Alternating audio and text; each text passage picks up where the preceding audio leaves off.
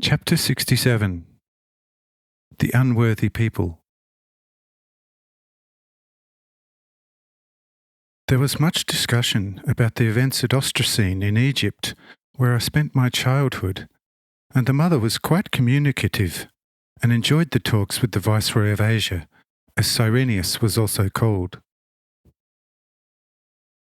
James, Joseph's son, who was well versed in writing, fetched a rather thick scroll from his cabinet and handed it to Cyrenius with the words, "Noble lord, here I have recorded everything from his birth until his 15th year. Eventful actually only to his 12th year, for after that he lost his divine gift so completely that not a trace of it could be detected. That is also why the 3 years, from 13 to 15, look quite empty, except for some rather wise words. Nothing notable took place, and so I did not regard it as necessary to record the very ordinary happenings beyond his 15th year. Thus, this account of his early years may be considered complete.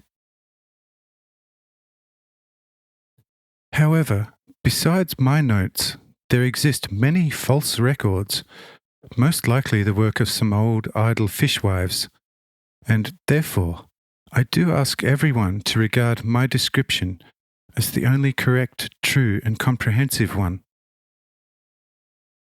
If I can thereby give you, noble lord, some pleasure, I would like you to graciously accept this my little effort as a small token of gratitude on my part for the many favours you have shown us." Cyrenius joyfully takes the scroll into his hands, goes through the pages for a while, reading some of it aloud, and everybody enjoys it very much. But this gives particular pleasure to the lovely Sarah and also her mother. Sarah, who was constantly moved to tears, at last saying with a kind of agitation, "What else is needed for grasping, even with the hands, what I had already discerned from my first healing? God, such deeds, such signs, and still no belief, no insight, no recognition of the only two truly divine. Lord, I as a poor weak sinner beg you, work no more signs here. For these Nazarene people, with very few exceptions, are not worth spitting on, let alone your two holy words and deeds. I admit it openly that if I were given the authority, I would let these people fast and hunger until they gained insight and recognition of how greatly they had sinned by not recognizing this holy time of its visitation and grace." Said I to Sarah, "Don't be offended on account of these foolish and blind ones, my one and only. I know them and their unbelief, and in accordance with your wish, I shall work few or no more signs." Matthew, chapter 13, verse 58.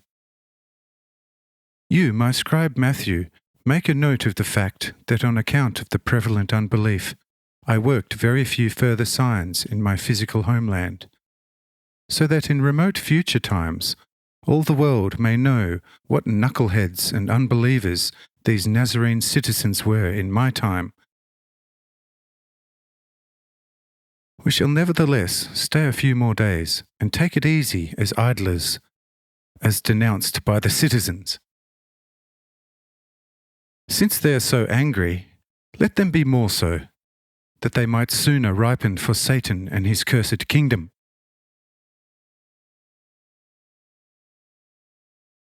Says Cyrenius, I very much regret that, on account of grave matters of state, I am not able to remain here for more than a day.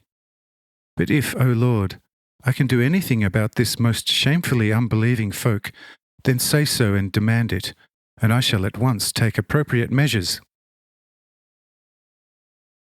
I will at once, if it pleases you, have the entire town caned. Say I, let's leave all that. These are already caned and punished overabundantly through not believing in me.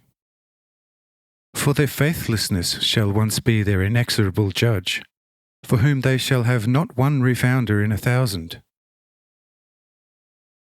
Verily, I say unto you, the kingdom of God shall sooner be entered by fornicators, adulterers, and thieves, than by these faithless he-goats and clods.